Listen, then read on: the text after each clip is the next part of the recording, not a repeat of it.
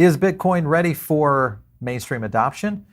And are we ready for maybe a bull run with where Bitcoin could be setting up for? A lot of things will happen between now and when that occurs. Being in the right place at the right time is going to be the key. Today, we're going to dive into all of that with a few clips and a special guest that I think you guys are going to like. My name is Paul Barron. Welcome back into Tech Path. Joining me today is, of course, Mr. Mark Moss, coming over from the Mark Moss channel. So great to have you on the show, man.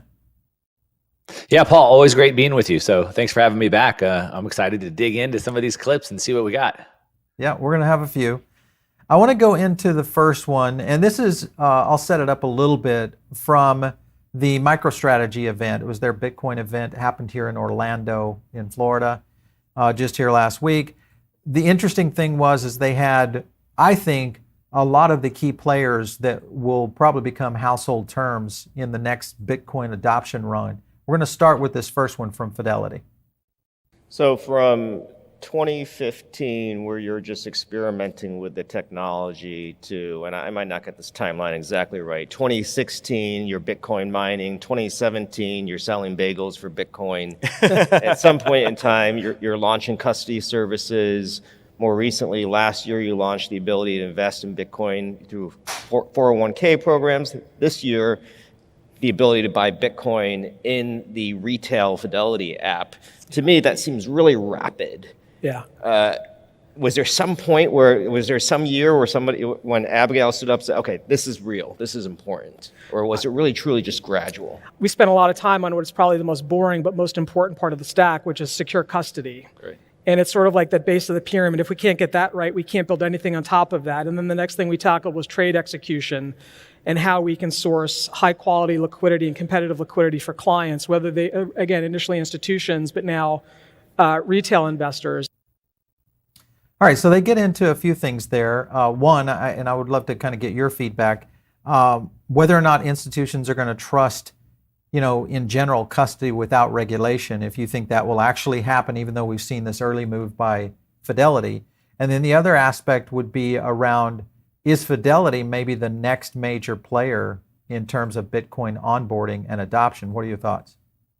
Yeah, so there's a couple ways to think through this. So first, I would say, yes, Fidelity is the major player. They are a major player. They have 83 million accounts, almost $10 trillion in assets. So yes, Yeah. They are the major player, period, right? They're one of the biggest institutions. But they've also, to the clip showed, right, they've been in Bitcoin since 2015. They've been in this with their Fidelity Digital for a long time. They were doing Bitcoin mining. So not only are they one of the biggest financial institutions, they've also been in Bitcoin and having this digital strategy for a long time. So yes, they are the major player. Now, two things I would answer to that question. So first of all, you asked, will other institutions be willing to use them without regulations?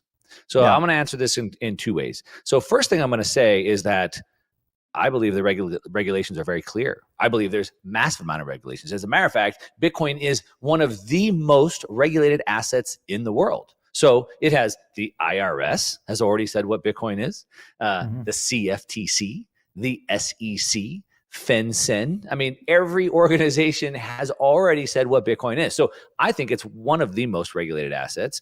Sure, there's a lot of uncertainty with crypto, but Gary Gensler, head of the SEC, has reiterated multiple times that he believes it to be a commodity, Bitcoin only. And the previous head of the SEC, Jay Clayton, also said the same thing. So we've had two heads of the SEC be very clear on this, and multiple times be very clear. So I think it's already clear. Like I said, everyone's already chimed in. Both heads of the SEC have said that. So I think the regulation is clear. Now, to the second question, part of the question, which was, will institutions be willing to use this? We answered the regulatory part, but let's just talk about the other part of the question. So in order, if you look at any new technology, there's what's known as a diffusion of innovation. And it's like this bell curve. And so you have the innovators, then you have the true believers, the early minority, and then there's a chasm. Then you have the early majority, and then you have late majority. All right. So what happens is the first two pieces make up about a 15% adoption. Then there's a chasm. And the reason why I'm saying this is because, all over the place, you saw blockchain, blockchain, blockchain. Today, now everything's AI, right? So this software is with AI. Before it was this software with blockchain. I don't care. Well, the average person doesn't care about blockchain, nor do they care about AI. I have a problem I want a solution. Does your solution fix it? I don't care. Was it written in JavaScript or Python? Like, I don't care about that. And so I don't care if it uses blockchain or AI. And so back to answer your question, will these institutions use it? Certainly they will. The reason why is because it's going to solve their problem better than any other application could. So using Bitcoin rails and using Lightning, to the point of that conference you're talking about, they're going to be able to transfer assets faster and cheaper than any other method that they can choose. And so they're going to use it because it's far superior, not because it's blockchain, Bitcoin, crypto, whatever. Yeah. So utility is going to be a big factor here, obviously, going forward. And we've already started to see a little bit of this. Saylor has mentioned this a couple of times into what this might mean in terms of the ability to, look at transactions, verify this within the blockchain, what that would be worth, in terms of transactions, or transaction costs, which is kind of getting to that point. The clip 2, I'm not going to play this, but I want to hit you on what they were talking about, and then we'll jump to clip 3. Clip 2 was they were retaining young workers with Bitcoin benefits. This is something that we'll probably see more and more companies moving into. Obviously, with Fidelity, this could become a factor with businesses, starting to go in this direction, especially with Gen Alpha and Gen Z, that most likely will be the emerging, demographics that will be there when true Bitcoin, mass adoption starts to occur, much like what you just mentioned. Do you think that will be critical with mass adoption of Bitcoin, of it having to be in 401ks and other investment classes out there for, say, a Gen Z or an Alpha to come in and really start, to invest? Are you talking about where they were rewarding their workers with Bitcoin as opposed to traditional dollars and a 401k? So my take is a little bit potentially contrary in this perspective, in a sense where we have right now we see like lots of reward points. This got very popular a couple decades ago, and so I can get my airline reward points or whatever. And now we have credit cards that also give us back Bitcoin rewards. And now I've seen ones popping up that give you stock rewards and gold rewards and et cetera. And so to your point, if companies will give their workers maybe dollar matching for their 401k, or now to your point here, they're paying them in Bitcoin rewards, which have turned out to be a lot. I think that's all sort of irrelevant. And the reason why I think that's irrelevant is I would rather just get paid in dollars. And then if I choose, I can turn those dollars into gold or stocks or airline points or Bitcoin. Right. And so if I want to buy Bitcoin, I think that Bitcoin is very attractive for me, which of course I do. Then as my employer pays me that, then I'll put those dollars into Bitcoin in my 401k, in my IRA, et cetera. So yes, we could be investing in the Bitcoin in your IRA, Roth IRA, et cetera. And you should probably do that. But I think it's a little bit of a gimmick that really doesn't matter, because if you pay me dollars, I'll just put it into Bitcoin myself. Yeah, for sure. All right, so let's go into the third. People like gimmicks. So, sometimes it works from that perspective.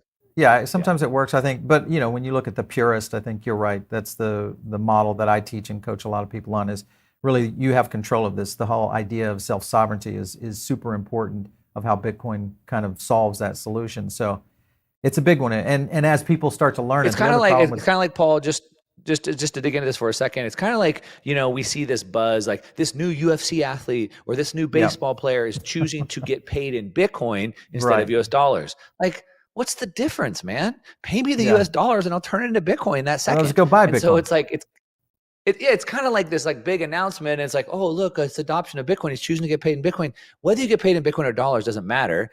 Pay me in dollars. I'll just turn it into Bitcoin today. And it's the same thing, Yeah. Let's talk about this third clip they had, and this is around the adoption that could negate bad market conditions. Listen to what they had to say. And I think if you look at activity on our platform, and I think even for the foreseeable future, Bitcoin will be the number one asset in terms of client interest in holdings for reasons that are, again, more broadly understood now than a couple of years ago. Having said that, what we have seen is that Bitcoin has expanded the aperture in terms of people's understanding of the technology, and other applications of blockchain technology, which look more like open source computing platforms, i.e. Ethereum, than perhaps what Bitcoin represents. And so we are going to be very, very client driven. We're not a How bank. much time?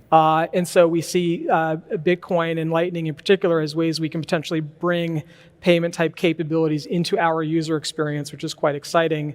Many of our clients who have mutual fund holdings, fixed income, stocks, managed accounts, they want to see their digital asset holdings in that same framework. They want to go to one place to see everything.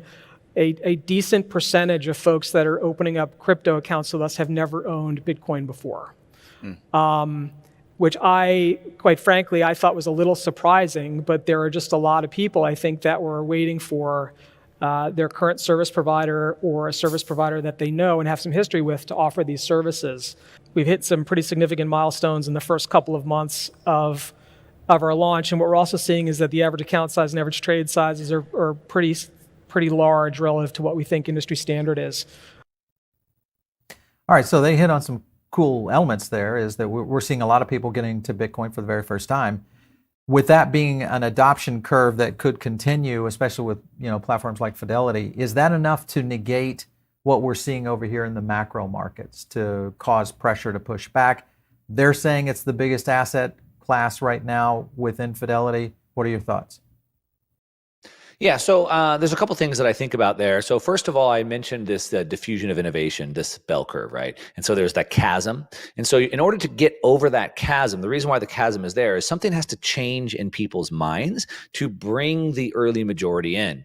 And what is that? Well, it's typically when it goes from having to understand what a miner is and what UTO transactions are. It's when you go from that to just like, oh, this is a good asset to own, or it's a good way to transfer money. Like you don't have to explain to a kid how an iPhone works. They just know it works. And so when you see Fidelity getting into the game, that's what pushes it over the chasm. And yes, that brings in the majority. And so yes, it's certainly a watershed moment. And because it legitimizes it, it makes it easier. And he made that point clear that, a lot of people wouldn't do it. But now that I have a trusted party like Fidelity, Right. I have my money already there, and it can just be in my account as one other security or commodity or asset that I have. And so it really bridges that. So yes. As to the second part of the question, could it withstand the economic turmoil that we're in? And I would say, yes, certainly it can. But I think the question I would always ask is over what time frame? And so what do I mean by that? We're already starting to see Bloomberg Intelligence put out a piece of data last year saying that they thought by the end of last year, so whatever, 5-6 months ago at this point, that Bitcoin would have moved into a risk-off asset. And I believe we're already seeing that. Certainly in other countries we are. So if you're in Argentina, if you're in Turkey, Venezuela, Lebanon, et cetera, it's a risk-off asset. So you're trying to get out of your currency as fast as you can. In the United States, inflation maybe tamed down a little bit. Maybe it's not as urgent, but I think we are starting to see that transition. And so as we're witnessing banks collapse, Bitcoin's going through the roof. As we're witnessing a debt ceiling debate rage, Bitcoin's going through the roof. As what we're really witnessing is a sovereign debt crisis. That's what we're really witnessing. It's happening all across the globe, not just the United States. And we're going to see Bitcoin go up. Now, all of that continues to highlight the fact that currencies are dying, banks are collapsing, and we need something like Bitcoin. We also have the rise of authoritarianism, which is also highlighting the reason why we need Bitcoin. So all of those are super bullish tailwinds, if you will. Now, we're going into a recession. The Fed has gone on the warpath of raising rates very fast. And it looks like later this summer, we could be in some very serious economic problems, recessionary problems. In that environment, is that enough? Is all these tailwinds enough to keep Bitcoin going up as everything drops? Well, one, I would say it depends on how big it drops. And I would say probably not. I'd say probably not. And the reason why is when we have a crash, 2020, March 2020, or we go back to 2008, even risk-off assets like gold also sell off. But I want to make things very clear for people, because what happens is when you measure things in US dollars, you're getting a very manipulated viewpoint, a very manipulated measuring stick. And this is a key piece for everyone to understand. What we don't want money. This is contrary to what most people think. We don't want money. What we want is goods and services. The money gets us those goods and services. And so what we do is we use money to store our value until we're ready to get the goods and services we want. And so this is why it's a key piece. The money gets us the goods and services. It's the purchasing power of the money. And so the reason why it's a key piece is, let's say in 2008, the stock market dropped about 60%. Gold also sold off by about 25%. But I think gold hit about 680. But gold bought more at 680 than it had bought at 1,000. So even in US dollar terms, gold went down. It actually got you more purchasing power, which is what we really want. And so that's why it's important. And also the other thing is it's not what happens in that short downturn like March 2020, Bitcoin sold off as well. Gold also sold off as well. It's what happens after. And so what we saw, there was a sharp downturn with a V recovery. Bitcoin blasted to the moon, as did gold as well. So what I'd say is, back to what time frame is, I think people wanted to take a little zoomed out view. If we get into this big market turmoil recession that looks like it could happen later this year, I think Bitcoin could sell off. But I think the purchasing power of it could still go up, even though down in US dollar terms. And it's what happens after that's what we want to pay attention to. Yeah, for sure. All right, so they hit on some other elements here. I'm going to kind of skip over some of these clips just so we, for time purposes. But the key points were being able to use for Bitcoin in essence of utility. One was tokenized assets coming.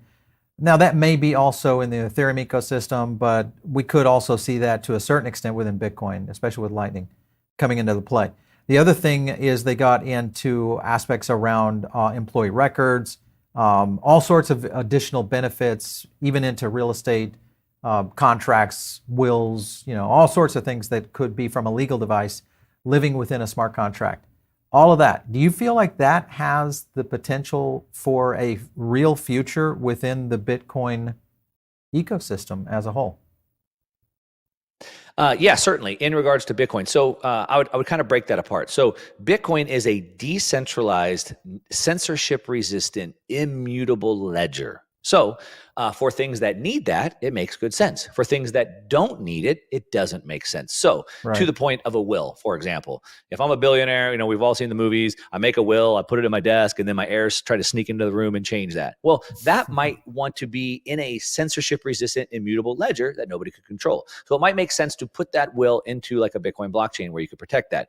The deed for a house, I think that's kind of ridiculous, because if you don't get out of my house, I'm going to have to go to a court, and I'm going to have to go get the police, and then I'm going to have to prove that I own it, which is going to go to the county recorder. So I don't think it makes sense to put physical real world assets into a digital ledger. Now, for natively digital properties, it makes perfect sense. So for example, what we're seeing happening on Bitcoin for now is like ordinals. And right now it's like a JPEG, but we're also seeing the King James Bible is also put into the Bitcoin ledger.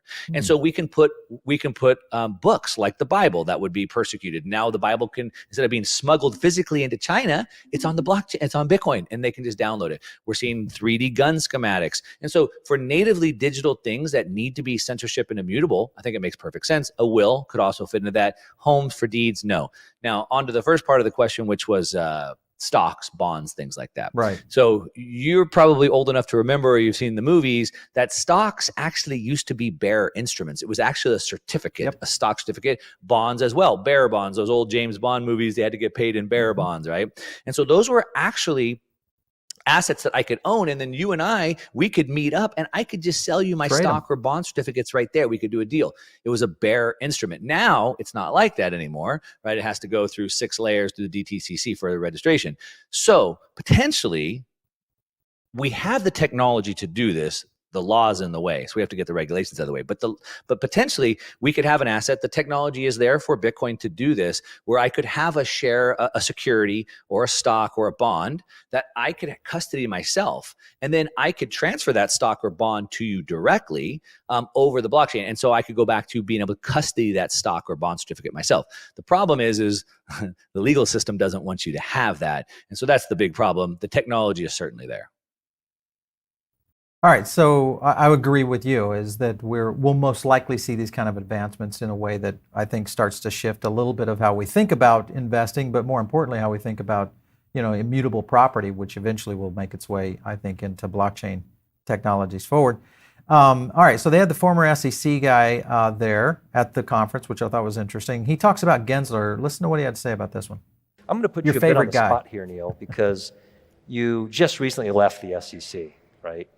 Can you help explain to the audience, explain to all of us, how is the SEC coming around to these views? the SEC has been pretty consistent in sort of the view that many crypto assets are securities and consequences flow from that. But I think there's been a new urgency ever since we got the new chair, Gary Gensler. And my mom always used to say, if someone tells you what they're going to do, believe them. And so Chair Gensler has certainly told us what he's going to do. He's been telling us for a couple of years that he plans to go after the platforms. He thinks that the platforms are unregulated. They all are trading probabilistically, to use his word. They're all probabilistically trading many assets. Even the majority of their assets are crypto asset securities, he believes. And so he believes that the platforms need to be regulated in terms of their custodial practices, in terms of how they're clearing, in terms of their trade reporting, in terms of the market integrity, all of that. And this entire...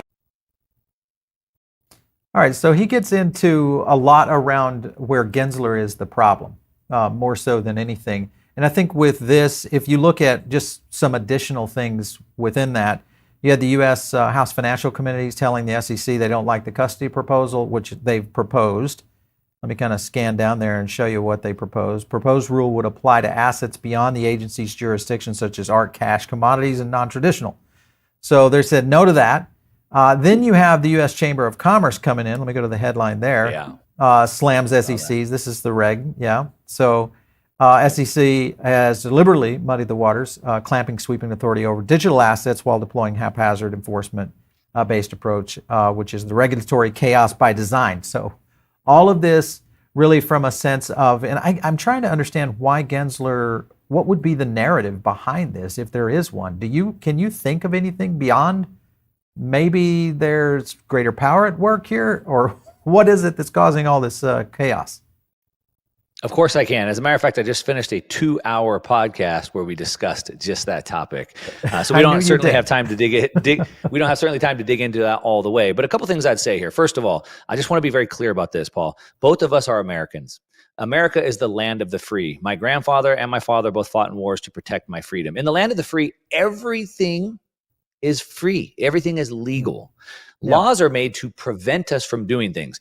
I don't think that we need the SEC. I think the SEC should be shut down in disgrace. I think it should be disbanded as part of the entire administrative state. Their goal is to protect consumers, and they failed to do that, and their policies actually put consumers in harm. So I think they should go away, and there should be no regulations. That's what I think. But they're not. They're here. So what do I think about that? So I think, to your point, Gary Gensler has been very adversarial to cryptocurrencies. And to the point there, he said he was going to do it. And that's why after the whole FTX debacle, I went on several shows, I think yours as well, saying that I think this could be the end of crypto. Well, cryptocurrency as a category won't see another bull run, because I believe that the regulations are going to come after it so hard. And that's certainly what we're seeing.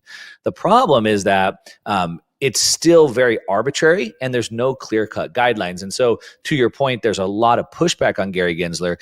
He was also brought before a subcommittee, and Patrick McHenry just rammed him, right, and just said, look, you're not clear. He said, what do you mean? We're clear. He said, okay, then fine. Is Ethereum a security? Well, I can't answer that. Well, then you're not clear. And then they went on to say that, look, you're pushing all this into China's hands. You're hurting the United States. Innovation. This is going to have a long-term negative effect. So why are they doing it? That was kind of the question that you posed to me, and we don't have a long answer. But what I'm going to say isn't, it's a little contrary. But you know how you're in cryptocurrency and Bitcoin. The one thing you're always going to hear people ask you is, they're going to say, but they will never allow something like Bitcoin or crypto to succeed because they will never give up control over money, right? You hear that a million times.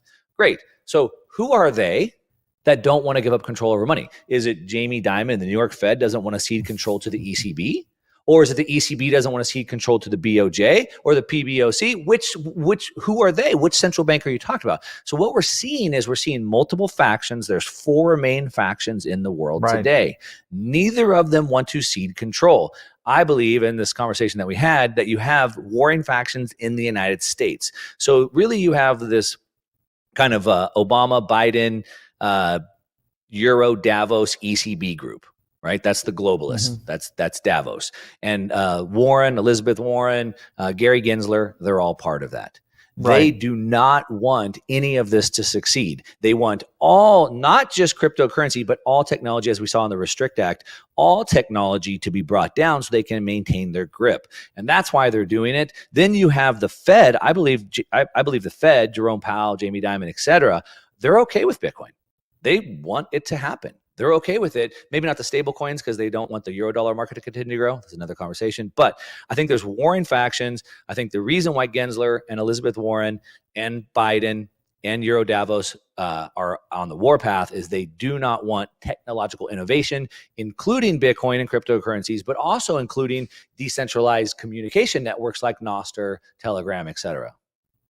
Yeah, that I think is going to be one of the bigger issues that face not only the evolution, because they saw this happen once with what really became the internet and the fact that they weren't able to get a control over it, and obviously where it is now, which is pretty much an open web. I think that's the vision of where maybe all of this goes in the future anyway. So they definitely don't want that to happen. But Paul, if you remember during the internet, they almost killed the internet. The internet almost died because of the liability issue. And so they created Section 230, and so the internet could be allowed to grow. Now it's different. Instead of they purposely removed regulations to allow it to grow. Now they're purposely putting in regulations to kill it. Exactly.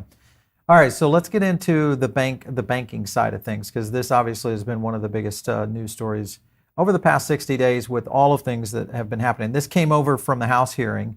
And this is Maxine Waters asking Clements here a little bit more around SVB. So listen to what she had to say. So, Mr. Clements, if the banks had adequate information on what the problems were and how to fix them for 5 years, what were the reasons they offered for not being able to correct the problems in that time period? In a number of instances, the bank would agree with the problem being cited. But it would simply say it's going to take a while to fix the underlying problem. And in fact, in the case of SVB and the San Francisco Fed, they agreed that it was going to take a while to fix the problem. Unfortunately, the problem got large enough where the bank failed before the problem could get resolved. In 2022, the CEO, Greg Becker's salary is roughly $1 million, but he enjoyed over $5 million in stock awards last year and $2 million in stock options. Becker also earned over $6 million since 2020 from an incentive compensation plan on SVB's net income, even when the warnings were coming in. Can you, as in your role, Director, look at the impact of not implementing the Section 956 of the Dodd-Frank Act? We can certainly take a look at this. Yeah, I mean, this is really important because we need teeth. We need enforcement. We need to be able to claw back. We need to be able to, again, hold them accountable because they're just not going to respond. There's nothing we can do. I mean, they're just going to ignore us so they can set it up so they can benefit from it over and over again. Other banks are going to do the same. They're just not going to respond to us. They're just going to continue doing this, kind of really crooked, very criminal-like, actually, set up so they can benefit and get more compensation. My God, they sold the stock when they knew it was false. I mean, they knew and never informed it. To pick up the phone and tell us, hey, sorry, tomorrow we're closing shop. Is that on? Why isn't anybody more mad at the banks? I would think everybody's mad at the banks, when you look at it overall.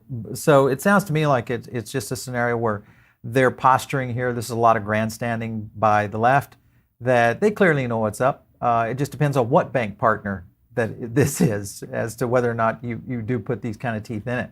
When you look at that, the activity that happened with SVB, obviously we see PacWest now on the chopping block, many others that will most likely happen in the regional side. What do you make of, I know you're not a big fan of the banks, but what do you make of how this might roll out over the next, say, 12 months? Well, you hit the nail on the head. You said it seems to be which banks. So it sort of seems like they're picking and choosing banks, doesn't it? Yeah. So let's think about which banks went down. Let's see.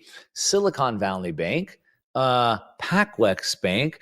Both of those banks are in California under the San Francisco Federal Reserve Board. Yeah. Both of those are oligarch banks that are friendly with the European Davos connection. Well, if we look at the Fed and Jamie Dimon trying to work against the interests of the EU Commission Davos group, is it possible that they weren't happy with the way the San Francisco Federal Reserve, which used to be chaired by Janet Yellen, who is a globalist, she's part of that program, is it possible that they didn't like their policies where they were way too lax And they allowed way too much of these exact things to happen. And they enriched this oligarch class that was friendly with EU. Is it possible that they chose those banks to shut them down? Now, you might say, Mark, that's going way too far. How dare would you say that? Well, we can also look at some other evidence. So, for example, there was another bid, potentially a better bid, to buy PacWest Bank.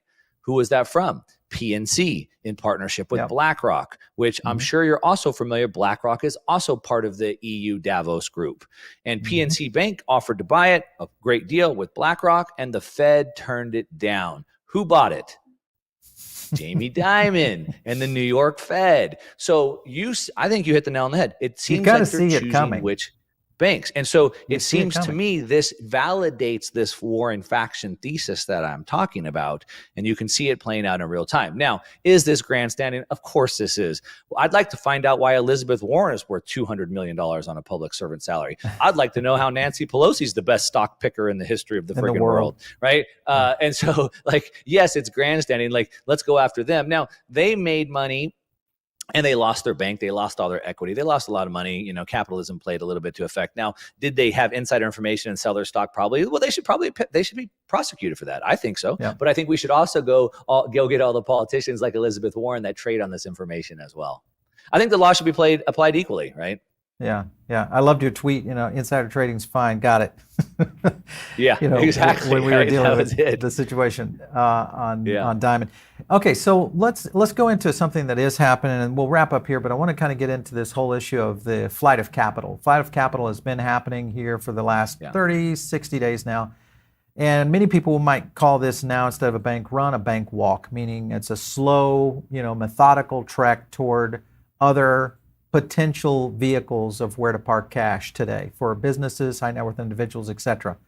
This starting to move, and now you've got scenarios playing out with guys like, you look at Robinhood. Robinhood just here recently got on Yahoo, basically said, hey, we're going to be dropping in. I think we might have a clip on this, actually, on Vlad. Do we have a clip on Vlad? Yeah, let's play this clip. Listen to what he had to say. Customers get 4.65% APY on their cash and $2 million in FDIC insurance. So what happens is we sweep customer cash to a network of up to 8 banks. Starting June 1st, the number will go up to 8, which gets you the $2 million of FDIC insurance per customer. And what happens is those banks give the customer the high rate and they give us a rebate.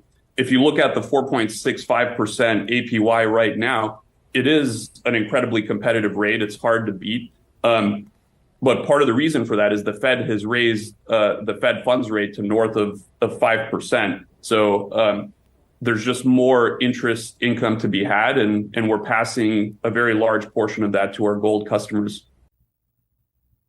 Okay, so they're talking about doing another big raise here of interest to draw money into their position, their cash position. We've seen this with Apple, with their new savings account now playing well north of 4%. You see the money markets drawing cash coming in. Here's my question is, especially with Robinhood, with them going to that length of being able to draw cash in and then getting rebates coming back from banks, meaning banks are making enough money to be able to say, hey, not only are we going to pay you for these deposits, we're going to give you guys a rebate to help offset some of that additional interest you're paying. This sounds like it's just destined to go wrong in the essence of it feels a lot like what we saw already with Celsius, Voyager, and many of those who this was just too good to be true. And yes, it was too good to be true. What are your thoughts on these entities that are starting to really ramp up these interest rate payments to draw in funds? Yeah. So there's a big difference. And so to your point, yes, we're seeing this competition, which I always view competition as a good thing, as it should be. The banks have gotten way too complacent and fat and happy in their position, and they're literally making now 5% and they're paying you 0. I mean, that's just not right? The way the banking system always worked is you deposit your money, they loan it out, they make money, they give you some of that money back. When I was a kid, banks were paying 10%, right? So the rise of Celsius was something different. We were in a 0 interest rate world. So there was no interest to be made, and they were paying out, 10, 12, 15%. right? So then the question is, oh, how the heck are they getting that? And obviously we found out it was a big Ponzi scheme. When times were really good, they could somehow figure that out. When things fell apart, it all fell apart. Now, to the question that you're asking, is this dangerous? Is Robinhood, is Apple Pay, is this leading into a dangerous path? Well, it's dangerous for the banks who are fat and happy because they're going to continue to get bank runs happening to them. Right. Apple Pay brought in $400 million the first day. And so we're going to continue to see that trend. The banks need to pay the money. Now, is it dangerous? I don't think so. And the reason why is because we can legitimately see how they pay that. I think the 3-month treasury right now pays 5.1%. So if Robinhood's going to pay you 4% or 4.5%, they're still making 0.6 on the spread.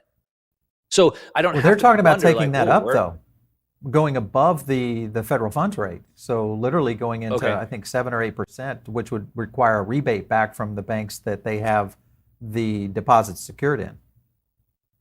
Got it. Well, I don't know enough about that specifically, how they're going to come up with that. So, for example, as I mentioned, early days, you would give your money to the bank and they would loan it out. So typically, I think the banks make an average of like 17% interest when you take in like high interest rate credit cards, car payments, and then you blend it with house payments, et cetera. So about 17%. Right. So it's easy, you know, maybe of that 17%, they're going to kick you back a couple points.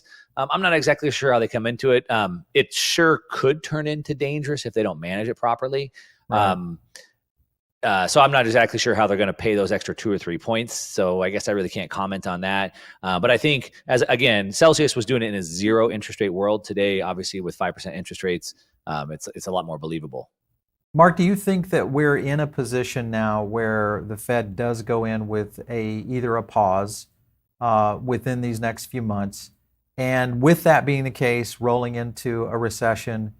Possibly we might see inflation slowly ticking down, even though there's a lot of analysts still believe that that is potentially going to be on the rise. What are your final thoughts around that? So I think what we'll probably see is probably a pause for sure this year. I don't know if we'll see the pivot, which would be actually going back down, but for sure, I think we'll see a pause.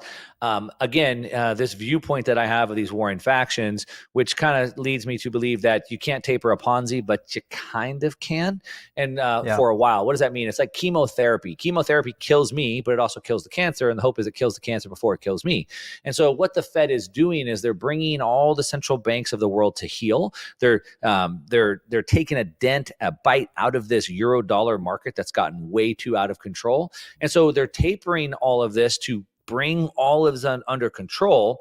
Now, are a few banks going to collapse along the way? I mean, that's collateral damage. Maybe. Do we go into recession? Maybe, but it's probably worth it. I think that's their grand scheme of things. So I expect probably a pause, but I expect them to probably stay high for a while. Yes, I think we see recession coming on the back of that. Now, as far as inflation goes, what happened, I did a video on this on my main channel, Mark Moss, in January, and I talked about how they changed the CPI basket calculation.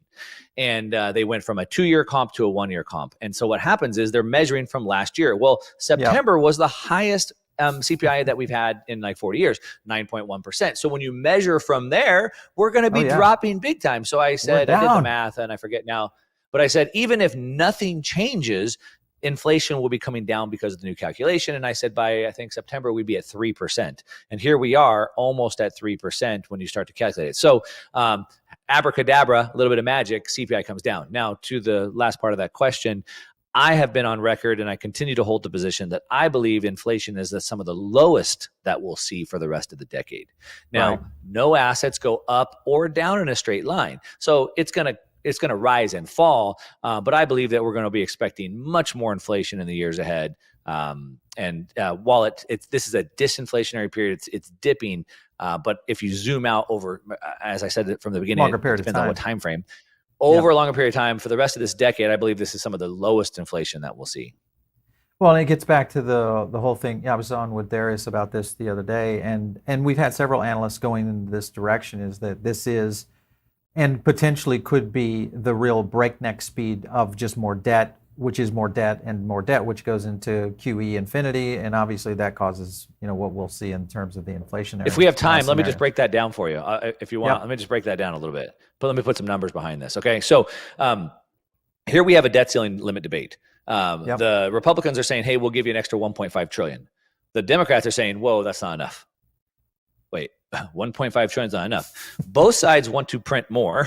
The Democrats want even more than 1.5 trillion. Both of those are massively deflationary. Now, let's look deeper. Okay, so we have this banking crisis that's going to continue. So that's more money printing going for that. Right. The Treasury, the U.S. government is now broke. They had to borrow almost $1 trillion just for Q1 this year. Per the Treasury's own reports and from the CBO, the Congressional Budget Office, they are projecting the deficit to continue to grow to multi-trillion over the next coming years. What we're witnessing, we have an even bigger problem. So what happened is, in a zero interest rate world, $31 trillion of debt wasn't so bad.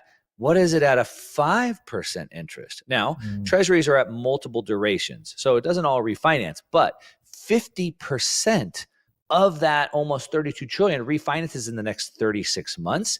30% refinances in the next 12 months. Now, this is when the Treasury's already broke. They don't have the money. They borrowed $1 trillion for the first quarter. Interest rates on the debt are going through the roof. But also what happens, Paul, this is a big thing, is that tax receipts fall off. So the Fed engineered a recession to bring inflation down. Tax receipts, we just had tax day a couple weeks ago. Tax receipts were down 35%. So at the time when interest rates are exploding, or interest on the debt is exploding, we have revenue falling off of a cliff. Per the CBO's own estimate, we're expecting a $4 trillion deficit. What does all this mean? It means massive money printing, which is massively inflationary. Then you add in the geopolitical picture with supply chains breaking down, trying to re-onshore manufacturing, and we can go on and on. Boom. Yeah, any business would be heading straight for bankruptcy there. The difference is we don't have a printer in the back of our business where we can just start churning it out to be able to do that. So definitely a big one. I love it when we get a chance to talk because we get a chance to really dive in on this. It's interesting too because we've been glued into James Lavish. Darius has been on. We just had a whole team on. Even Breedlove came on our show this week, and we've seen a lot of this picture really painting out. I think you just did the slam dunk to close out the fourth quarter before the Bitcoin conference here. So it's good because I think the key is getting everybody prepared for what's about to really hit our shores. And I think that's the key, is knowing and understanding really to be able to see through the fog out there within the market is how you get prepared. If you guys are not following Mark, follow him, go over to his website, just go to onemarkmoss.com. You'll catch him over there. He does a ton of programs. You guys can check them all out. I want to go to our poll and then we'll wrap. Let's see what the poll had to say today. And here we go. Who wins over more institutional money in 2023? Banks, JP, or crypto Fidelity and self-custody? What do you think about that? You feel good about that? Who wins over more institutional money? I mean, for this year, I think JP Morgan is still going to have the upper hand this year. I think unfortunately, the whole crypto boom, its future is almost certain, but it's going to take more time. Right. Pretty cool. Mark, thanks again for stopping in today. We appreciate it. Yeah, shout out real quick to my partner, James Lavish. You said with the Bitcoin Opportunity Fund that we just launched. We'll be talking about more at Bitcoin Miami. And anyway, thanks so much for having me on, Paul. You bet. Yeah, for sure. And for you guys tuned in, we're actually dropping, we have James Lavish here on the show this week, so you'll be able to get and hear from him. Make sure and check that video out. If you're listening in over on the podcast side of things right now, make sure and jump over here to the YouTube channel. This is where it all happens. And it's also where you can subscribe and you can get involved in our own Diamond Circle, which is our personal and direct communication with you, our audience, and the PBN family. One of the best things we do is a lot of additional content, including podcasts, other additional content that we don't put here on the YouTube channel. So make sure and check it out. It's free. And all you have to do is click the link down below. If you want to catch me, do it on Twitter. Out there at Paul Barron. We'll catch you next time right here on TechPath.